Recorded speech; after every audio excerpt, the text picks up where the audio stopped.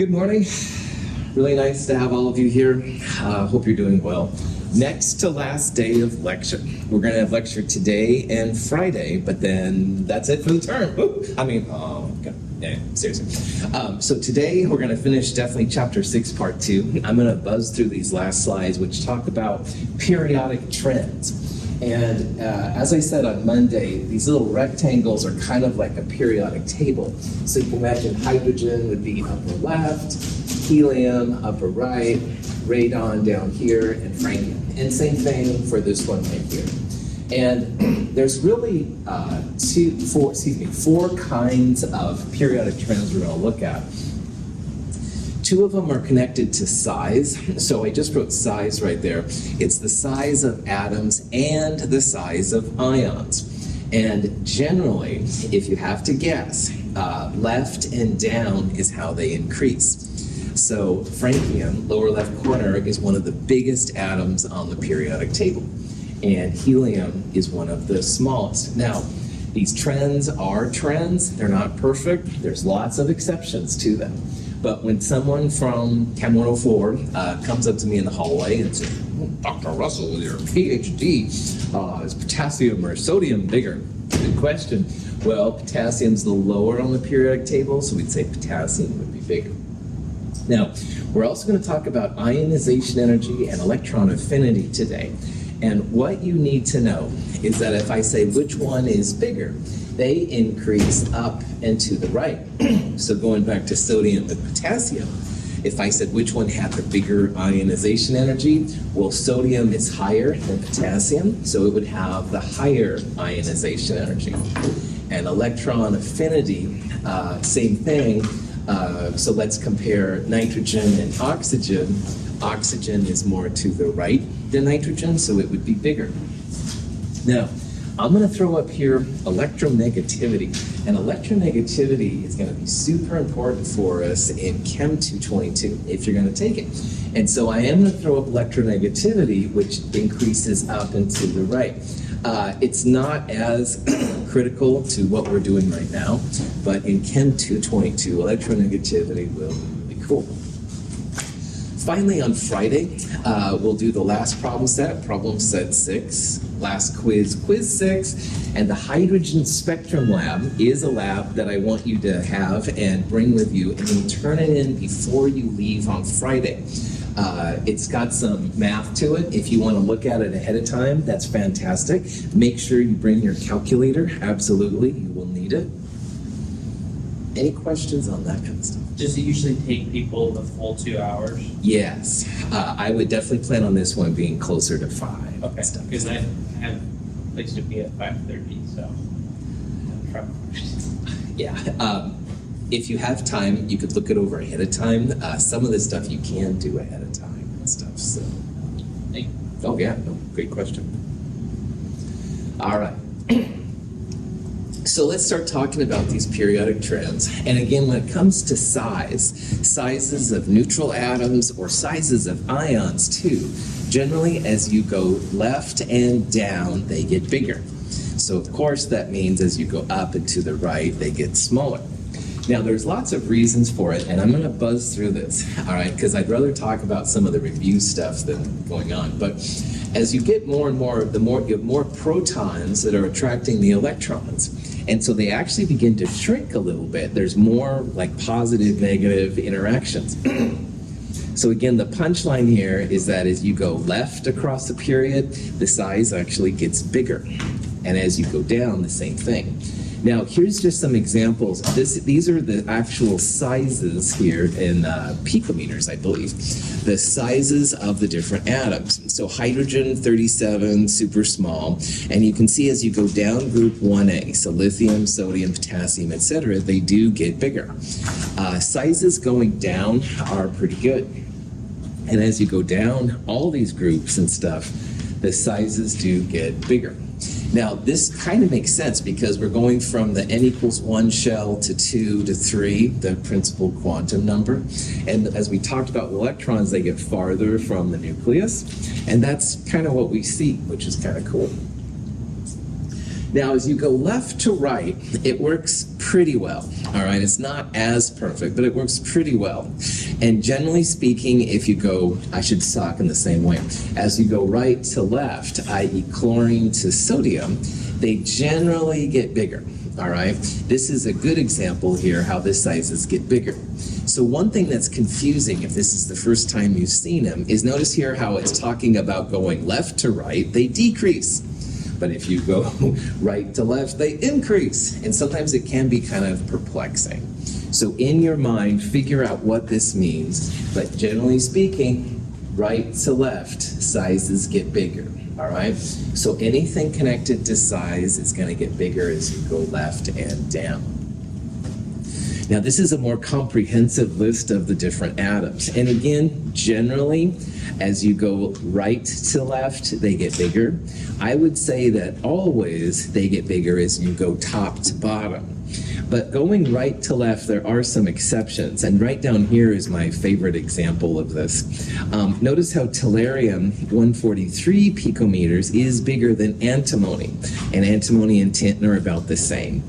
So these are trends. They're not perfect, all right? You should always look them up on Google or some kind of rational source to figure it out. But generally, right to left and top to bottom, your sizes are going to get bigger. So this is the kind of question you might see. Here's sodium, boron, aluminum, carbon, and it says which one has the biggest radius. And again, radius is the distance from the middle to the outside of the atom, so it's like which one has the biggest size. So if it comes to size, left and down is what you want. So carbon, number 6 right there, versus aluminum, carbon is more up and to the right, so aluminum would be bigger. But then after aluminum, we have boron, and we have, which is right there, so that's left a little bit. But the biggest one of all here, is sodium. All right, sodium is definitely more to the left and down of all of those. So in this case, you would say that sodium is the bigger one. Now, I know someone's thinking in here, and you don't have to raise your hand. What if I said a question like, which one is bigger, gallium or tin? All right, and the reason I bring that up is because gallium is more to the left and tin is more down. I promise I won't ask those kind of questions. That's kind of dirty poker for this kind of stuff. However, if you're in another class with another fascist instructor, sorry, prop that back on, personal joke. If you're in another class and they would ask you something like that, usually going down is bigger than going left, all right? But in my class, I won't do that to you. Questions? All right, now when it comes to the sizes of the ions, there's something else we need to talk about, and this is kind of cool. So let's say we had an atom of lithium. Lithium has a radius of 152 picometers. And again, that's the distance from the middle to the outside. And lithium, as you know, is number 3 on the periodic table. That means 3 protons, and if it's neutral, like this one, it will have 3 electrons. So the question is, what happens when you make a cation, a positive ion? Well, if you make a positive ion, you only have 2 electrons and 3 protons. And protons and electrons pull, but the number of protons has not changed. So cations are actually smaller than the ions they came from. So if you make a positive ion, positive cations are always smaller than the atoms they came from.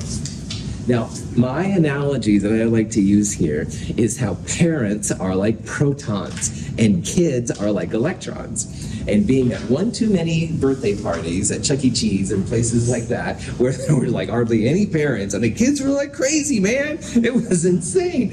And so, as there's not a lot of parents and lots of kids go kind of crazy. However, I've also been to some birthday parties where there was like 2 kids and like 4 parents, right? And those kids couldn't get away with anything because you've got all these parents looking at them and stuff like that. Now, that stupid analogy is kind of what's happening here.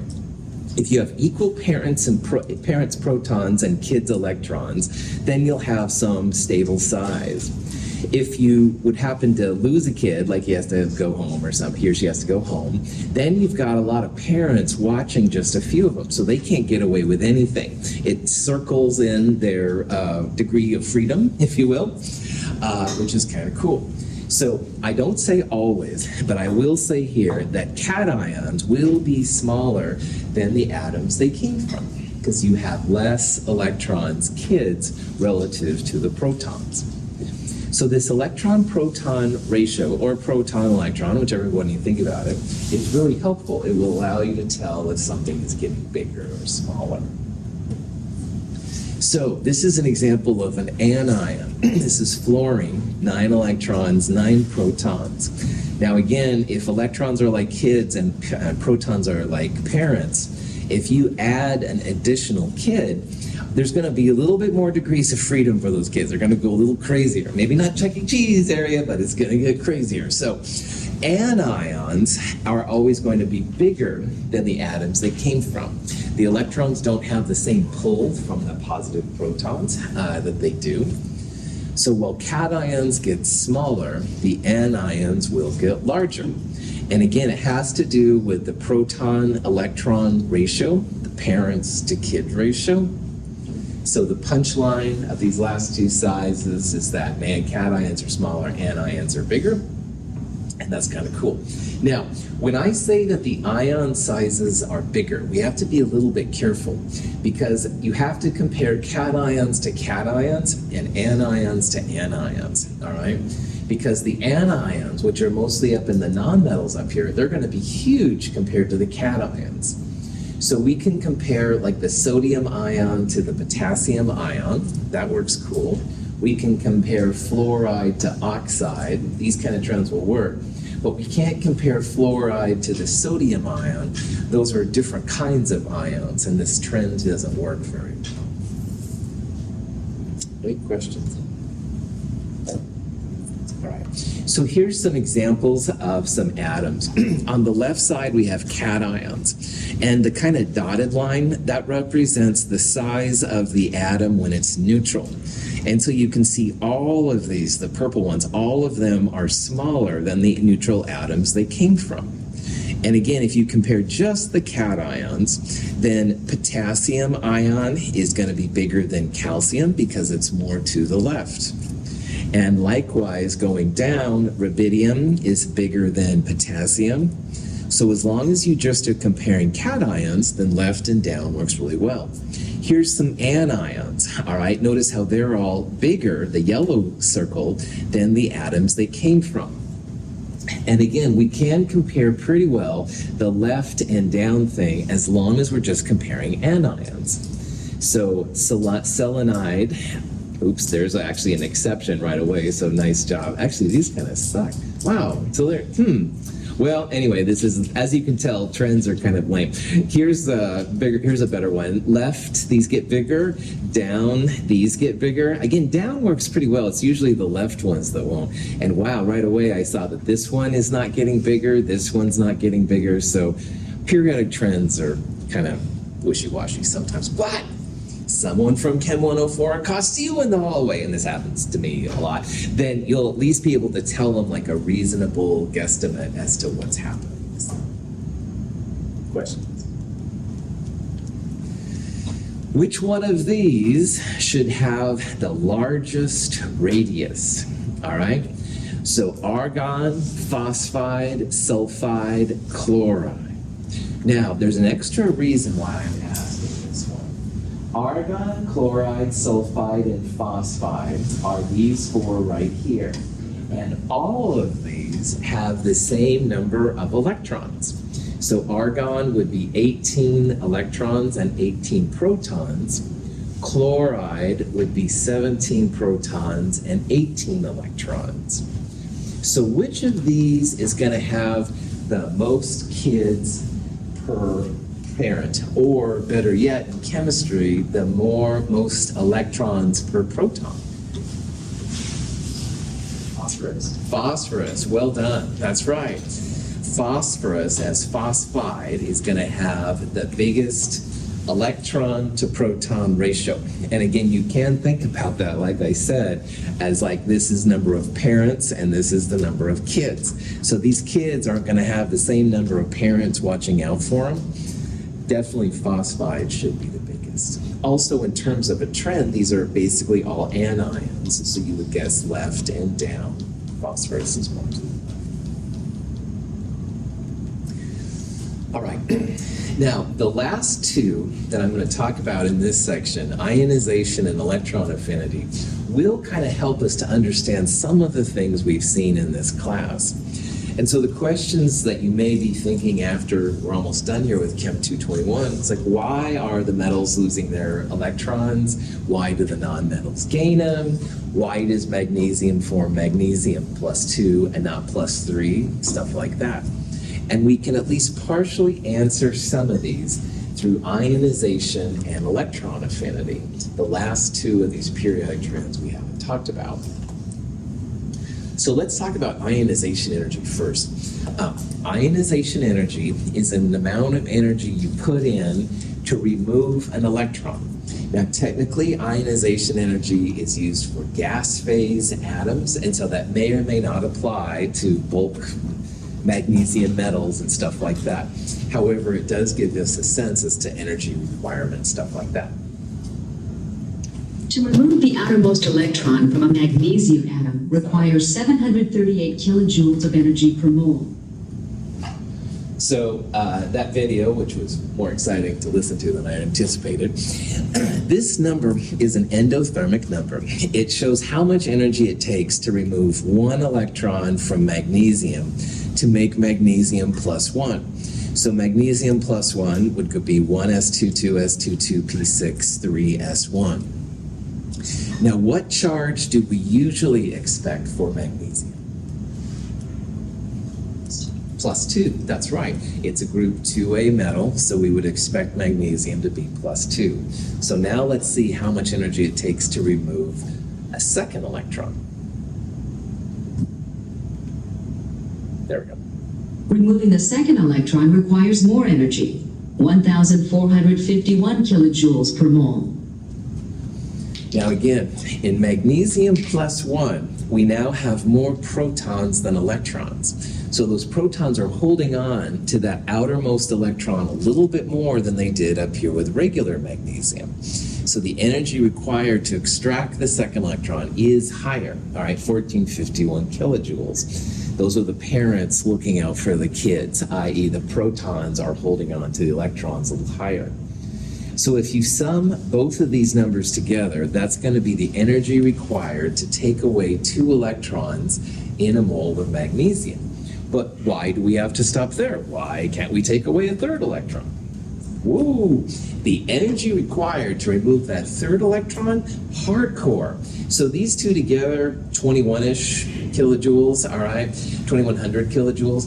This one is more than 3 times the amount of energy required to make magnesium +3. To remove a third electron from magnesium requires much more energy, 7,733 kilojoules per mole. So what you can see here is that removing the first and the second one was endothermic. It takes energy, all right?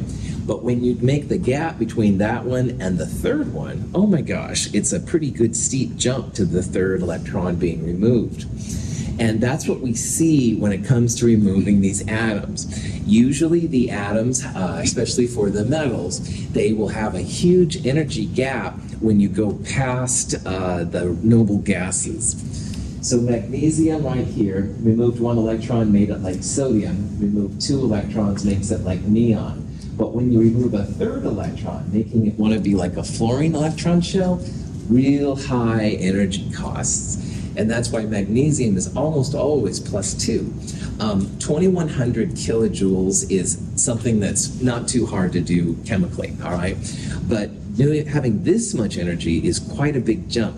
Now in the lab where you can make basically anything and stuff, if you put your mind to it, you can create these kind of energy costs and stuff. You can make magnesium +4, but it's not easy to do. It's not something I don't think we could do here at Mount Hood. So in a punchline, this is just to find why magnesium is always +2, all right? These two energies are reasonable for chemical reactions. Making magnesium +3, the energy cost is just way too high. So that's why we don't see magnesium +3. So ionization energy is the amount of energy required to remove an electron or electrons. This is a type of a graph that shows ionization energy for removing the first electron, all right? And these trends are horrible, but here's some things to see. Generally, as you go up the periodic table, which is like this way on this weird three-dimensional graph, and more often than not, but not very well, as you go left to right on the periodic table, you more or less see an increase. And again, this is much sloppier than the sizes, and that's why I kind of am embarrassed to show this. But again, someone in the hallways, says, "Hey, you've taken Chem 221, you must know this." Yeah, I look up Google, right? But anyway, these are the kind of things you can predict. And they're not perfect, and you should absolutely double check with the most recent results to make sure they're good. So ionization energy generally increases up and to the right. It's not as cool as the sizes of the atoms and the ions, but it works fairly well. And this means that metals will lose electrons easier, because if the lowest ionization energies are here on the left side, those are the metals, all right? Metals will lose electrons easier than the non-metals, which are in the higher part of ionization energy. It's hard to remove them. So metals are good reducing agents, i.e. they like to be oxidized. Non-metals can lose electrons, it's true, but it's more difficult, all right? And it's not generally something that's seen. So ionization energy helps scientists to understand why metals lose electrons and non-metals gain. Now, this leads us to the reactivity of some of the metals, and it also gives me just a cheesy excuse to show fun videos.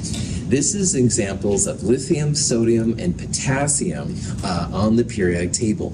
And all of these are reactive with water, but you're going to see in these videos that there's quite a difference between the three metals. Lithium is the first of the group 1A metals.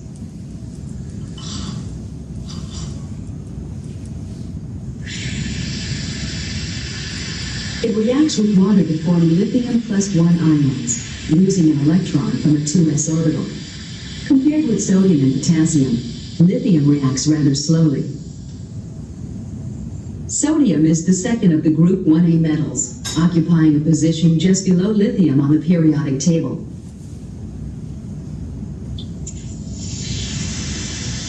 When it reacts with water, it loses an electron from its 3s orbital.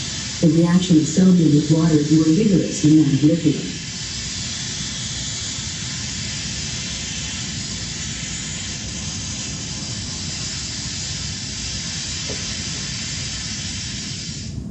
Potassium is the third metal in group 1A. Lower than both sodium and lithium on the periodic table, it is even more reactive with water. The valence electron lost by potassium upon reaction with water comes from a 4s orbital. So in terms of ionization energy, hydrogen, lithium, sodium, potassium. Potassium is the lowest, so it has the lowest ionization energy, and it's the easiest to remove the electrons. That's why potassium, very reactive. Once in a while I've had a potassium and it like scooped up and blew up and it was crazy and stuff. This is by far the most reactive lithium I've ever seen. I'll be honest, when I've used lithium, you can kind of have to kick it to make it work. It's very, very mellow. And sodium is reactive, but definitely less than potassium. Notice the purple flame there on potassium. That's the effect of the emission spectrum. We'll see hydrogen today, or Friday, excuse me, wrong lab. 30,000 pounds of highly dangerous metallic sodium head for destruction in Lake Lenore, Washington. The government surplus chemical ignites and explodes when wet. The alkali lake is devoid of fish and forms an admirable disposal spot. A 3,500-pound container of sodium hurtles into the lake and crashes through a foot of ice. As the water seeps in, smoke rises through a series of muffled explosions.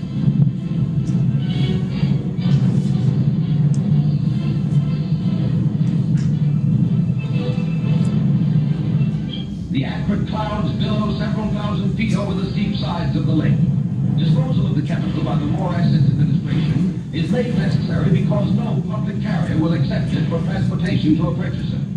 One after another, with varying effects, the containers go up with spectacular results as water and sodium meet.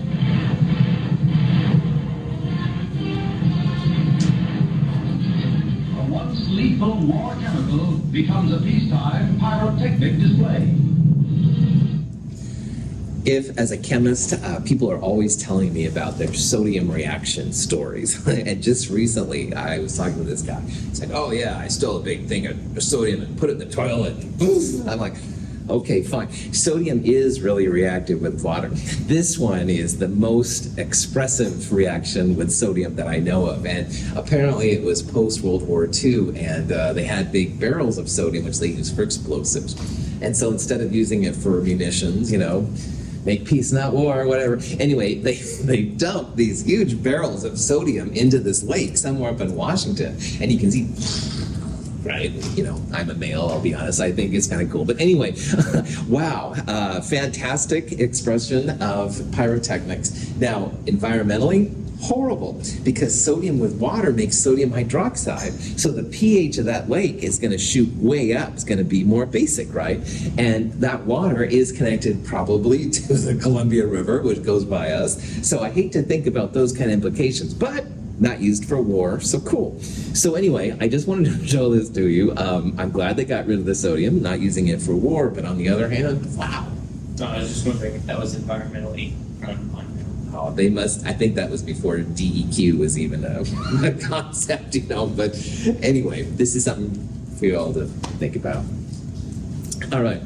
The last periodic trend we're going to look at is what's called electron affinity. And I'll be totally honest, this is the worst of the trends. However, it is useful for explaining why nonmetals like to gain electrons. So while ionization energy was them losing, electron affinity is them gaining. And some elements actually lose some energy upon gaining an electron. All right? So electron affinity is most of the time an exothermic number. It's expressed in different ways. That's a teaching problem with electron affinity. But what I want you to know is that if I ask you any kind of electron affinity question, electron affinity increases up and to the right. All right? That might mean it's more exothermic here and less exothermic there, but whatever, up and to the right. When a gaseous atom accepts an electron to become an anion, the energy it releases is a measure of its electron affinity. For chlorine, this is minus 349.0 kilojoules per mole. So making chloride fills in its noble gas electron configuration, and it is exothermic. You get some energy out, and that energy is called the electron affinity. Now, these numbers, you can see some of them are negative, some of them are positive. And the negative ones are exothermic values. So you get energy out. For electron affinity, noble gases are usually emitted because noble gases are happy as they are, so you don't want to do it. So when it comes to electron affinity, basically it doesn't go to helium, it technically goes to fluorine. Another thing about electron affinity that's really weird is that for reasons which no one can totally explain, chlorine is a little higher, more exothermic than fluorine, all right? And for what we're going to start talking about in Chem 222, that is very counterintuitive. However, all right, more than anything else, up and to the right are the trends. So you can see cesium is a little less than here. Oxygen is more negative than nitrogen. But again, you have to think in different ways. So actually here, it's more exo, more exo, more exo, more exo. But then here it's endo. So again, this is a really bad trend. But why I'm pointing it out and not just throwing it out, which I have considered many times in the past, is that I want you to understand why nonmetals gain electrons, all right? And it's almost always about the energy. Sometimes more energy than others, all right? Trends are certainly not very well defined, all right? Some of these have been calculated, but it does hopefully then justify a little bit why nonmetals like electrons. So again, electron affinity increases more or less as you go up and to the right, all right? And again, it's really more exothermic. You don't need to worry about that. If I ask you which one has the bigger electron affinity, up and to the right. Again, the fluorine is less than chlorine, doesn't make any sense to me and most scientists. And you can see it's not just chlorine, like sulfur is larger than oxygen, but less than selenium. So the trends are not very well understood, all right? Some people think it's electron repulsion, some people think it's the size, number of protons, I don't know. But anyway, doesn't matter. For you in Chem 221, at the end of the term, up and to the right. The reaction of sodium and chlorine is governed by the arrangement of the electrons of each species about its nucleus. Chlorine is an oxidizing agent because it has a high electron affinity. Sodium is a reducing agent because it has a low ionization energy.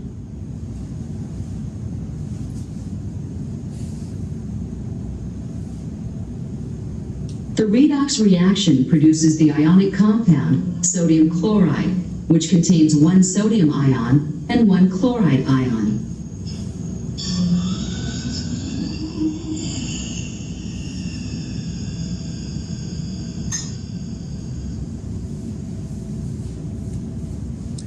So when sodium chloride is made from sodium metal and chlorine gas, you can argue that sodium, like most metals, have low ionization energy. So it's pretty easy to get them to lose their electrons. Sodium is pretty low down here, so its ionization energy is pretty low. The nonmetals, like chlorine in this case, generally have pretty high electron affinity, so they want the electrons, they want to get rid of it. So sodium chloride is made through a combination of the metal's low ionization energy and the nonmetal's relatively high electron affinity to make compounds that we know and love. Yeah. All right, so that's it for chapter 6, and that's it actually for all of the lectures I'm going to do. With the time I have left, I'm going to go through some review questions. And I know I probably won't get through all of it, but I'll get through as much as I can. And I'm just going to go over some review questions from Chapter 6. Chapter 6, Part 1, and Chapter 6, Part 2. And we'll just see how far we go and do we can. This is a famous picture from what's called the Solvay Congress of 1927. And a lot of the big scientists that we've talked about in these sections all were at this particular conference, which is kind of cool. I always like pictures like this. It's kind of fun to think about what they were all thinking. Anyway, here's the first of these questions, and this will actually be helpful to us for the hydrogen lab. And it says, how many emission lines are possible if you consider these 5 quantum levels of hydrogen? Now, we're going to look at emission lines for hydrogen on Friday during lab, and also talk about it during problem set 6. So see if you can figure out, based on this, how many emission lines are possible. And I will give you one hint. Emission lines start at high N and go down to low N. So see if you can figure that out. I'll talk about it here in a little bit.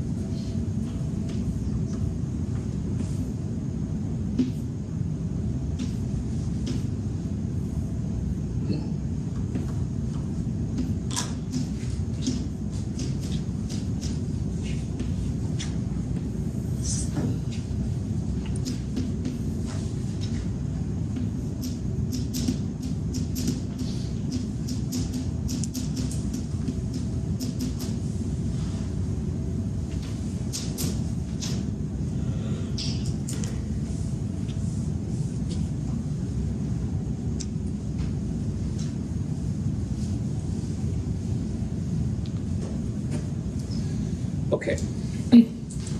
In chapter 6, Bohr was able to pull the first idea of quantum mechanics together by looking at what's called a sharp line spectrum.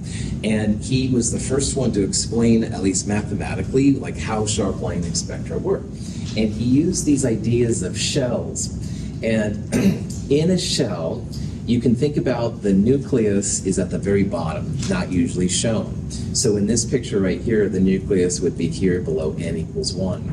Now by default, electrons in their ground state will be at n equals 1. But what happens is a photon comes in, something, gamma rays, whatever, comes up and it excites an electron to a higher n. Now, if the electron was hanging out at the lower level and all of a sudden it went to a higher level, that's going to take energy. So these kind of transitions from low n to high n will always be endothermic, takes energy. And these are called absorption lines. And in biology, I don't know if you've used like Spec 21s yet. Have you? No? Okay. I think one day you will. Who knows? Post-COVID, everything is up in the air. But anyway, Spec 21s are these cool devices that we'll use in 223 if nothing else. But anyway, absorption is a type of spectroscopy. It's super helpful. If you watch forensic shows, a lot of times they'll use absorption techniques to figure out that this was the blood stain or this was the type of paint they used, blah, blah, blah. Anyway, absorption is awesome. It's not what we're going to talk about, though, in Chapter 6, but I do want to point that out. It's an endothermic process. What we're looking at are what's called emission lines. So after those electrons are excited, after a while they want to go home. Anyway, those kind of transitions are from a higher end to a lower end. They're falling back to the lower level. These are exothermic transitions, and they're called emission lines. And the light bulbs overhead, well, the ones that work. Anyway, the light bulbs overhead, those are actually emission lines that are creating the light for us, all right? So in a light bulb, you have some kind of atom, it's being excited by the voltage, and as the electrons relax back down, the light comes off. I can see you, you can see me. So emission is the name of the game in Chapter 6, higher end to lower end.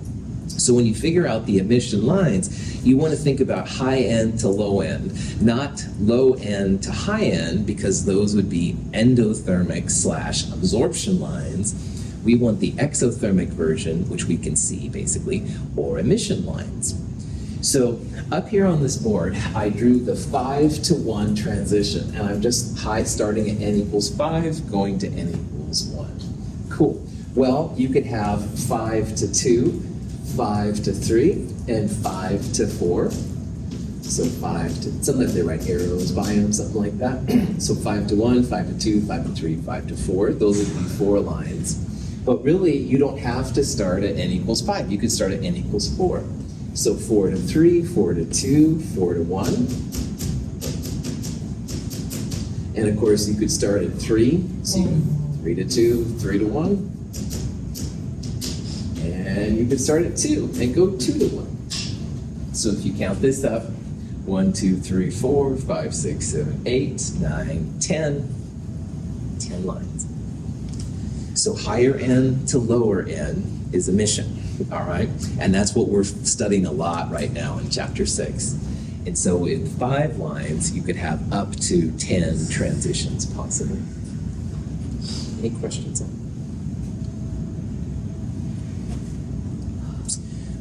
Now, these gaps here, 5 to 1, 3 to 1, 2, whatever, this is an energy axis, all right? And so I'm going to put the big E right there for the absorption one too, all right? So this question says, all right, got those same 5 lines, but this one, we want the highest frequency. So see if you can remember what highest frequency means in terms of energy. Oh, and I just hit the wrong button. Oh, well, no problem. Let's talk about that. I'm glad something's the end of the term. Sorry. Anyway, Prophet back on. Okay, so this is a good teaching moment. E equals h nu.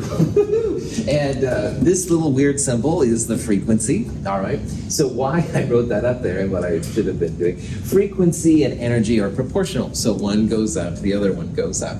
So the energy literally is going to be the biggest gap between them. And of course, the biggest one, as you can see, 5 to 1. That was the biggest line here. All right. Now the little values do get closer to us. The n values get closer to each other as you go higher up. So the gap from 5 to 4 is smaller than, say, the gap from 4 to 3, stuff like that. But the biggest energy is going to be 5 to 1, which is the biggest frequency. Questions? Not my coolest teaching moment. Yeah? I'm confused because I thought there was something about like the bigger one was the smaller one. I don't know why I thought that. Now, How about wavelength? He says, hinting, winking at Chi there real fast. Yeah.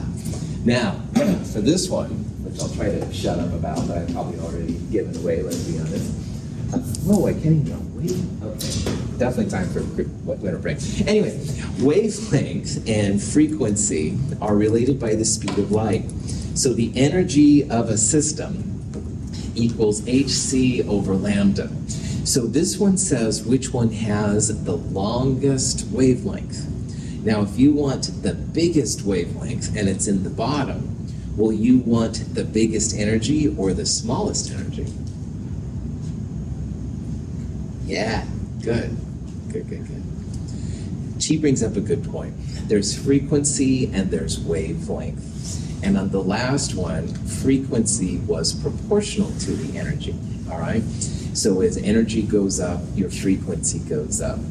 But wavelength is the opposite. As wavelength gets bigger, your energy goes down and vice versa. So for this one, the wavelength with the longest wavelength, we want the smallest energy.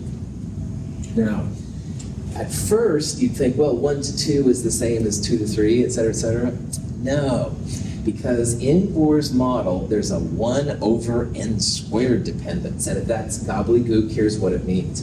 1 over n squared means that the gap from 1 to 2 is actually bigger than 2 to 3.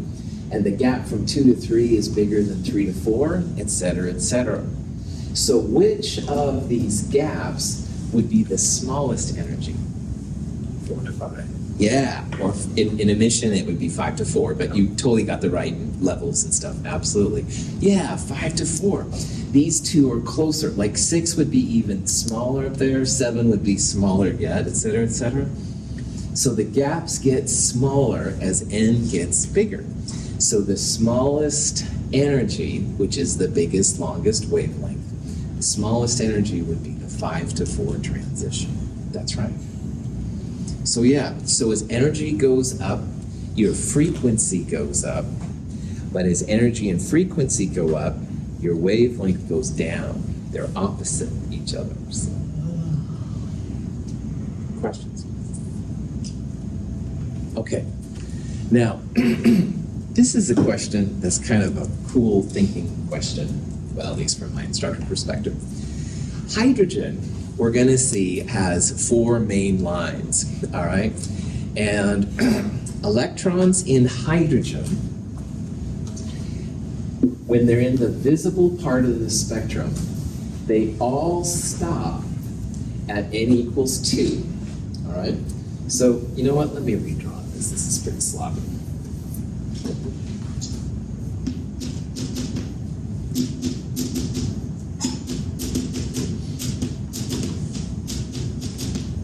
So hydrogen's lines, all right, they all stop at n equals 2.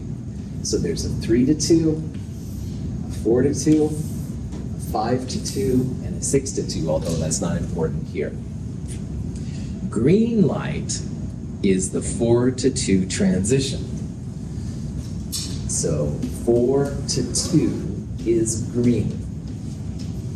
And the question is, what color will the 3 to 2 transition be? Now, remembering that science is all about the energy, will 3 to 2 be bigger in energy or smaller in energy than the 4 to 2? Smaller, right. It's going to be a smaller energy gap, okay? And smaller energy relates to the visible spectrum, all right?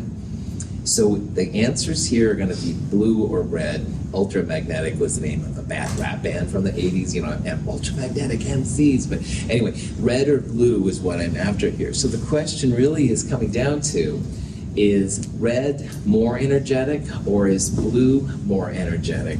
Or do we want the less energetic 3 to 2 value? So what do you think? Who here thinks it's going to be red? Good. Who here thinks it's going to be blue? Good. Red. Here's why. No, it's all right, man. I appreciate whoever raised their hand there, and no names mentioned even on my video who did that. But yeah, here's the thing, all right? So 4 to 2 is this big, and 3 to 2 is this big. So we all agreed it was smaller energy, all right? There's an expression that's used sometimes, Roy B. Biv, all right? And Somebody Roy G. Biv. Roy G. Biv, you're right. You're right. Nope, that's right. That was a little funky there. Roy G. Biv. Thank you, G. You're absolutely right. Roy G. Biv. Thank you. Oh boy. Like I said, I think today's one of those days I just need to go home. But anyway, fascist 21st century. Okay, Prof. Hat back on. More caffeine needed. Just say no, Clifford. All right, really, Prof. Hat on now. I mean it now. These are the visible light colors. All right, and what's important here is that red R is over here on the left, and B blue, which is like indigo and violet, which is basically purple. These are all on the right, and these are the higher energy ones, and these are the lower energy ones. All right. So if you figured all that out, despite my weird explanation for it, the 3 to 2 is lower energy, so it's going to be on this side, and red is definitely going to be the color. So again, I kind of got offline again. I don't know where my brain is this morning, but because 3 to 2 is smaller energy, we want a smaller energy color, all right? And knowing that it's Roy G. Biv and not B. Biv, thank you, we want something over here on the left side, which would be the red parts. Questions? Now, here is the kind of question that you can totally knock out after this lab is done. At first, it's a little intimidating, but I'd like you to figure out the wavelength in nanometers associated with 182.3 kilojoules per mole. Now, I'd like you to try and figure this out. I'm going to put a couple of hints up here on the board. See what you can do.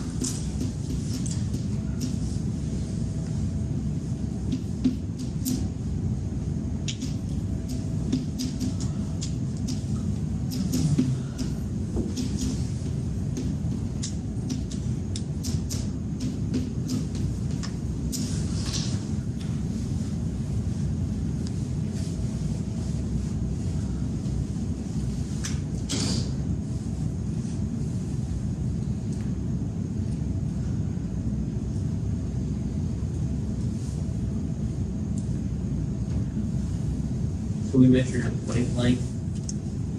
Oh. Is it usually like the? Never mind. It's all right. I'm running out of time. We will tackle this first thing on Friday too. But here's what you want to do. You want to take the kilojoules per mole, and you want to first turn the moles into just photons. So a mole of anything is 6.022 times 10 to the 23rd.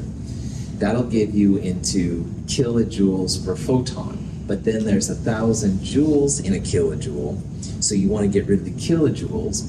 That's going to give you an energy which is in joules per photon, and it'll be a small number, usually like 10 to the minus 19th or something like that. I think it's this number right here. Then wavelength, well, delta E equals hc over lambda, and you want to solve for the wavelength. So wavelength equals Planck's constant times the speed of light, and you divide it by the joules per photon. So don't put the 182.3 number in there, put the number that you get right there. And that's going to give you, I think it's this number, which is the wavelength in meters. But a lot of times these wavelengths are expressed in nanometers. So there's 10 to the 9th nanometers per meter.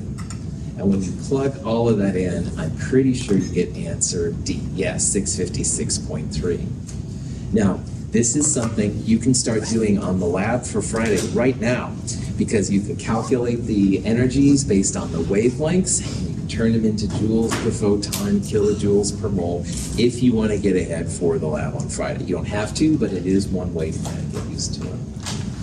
We'll start with this problem on Friday and continue on from there. Any questions? All right, thank you for dealing with your spastic instructor today. Have a great day.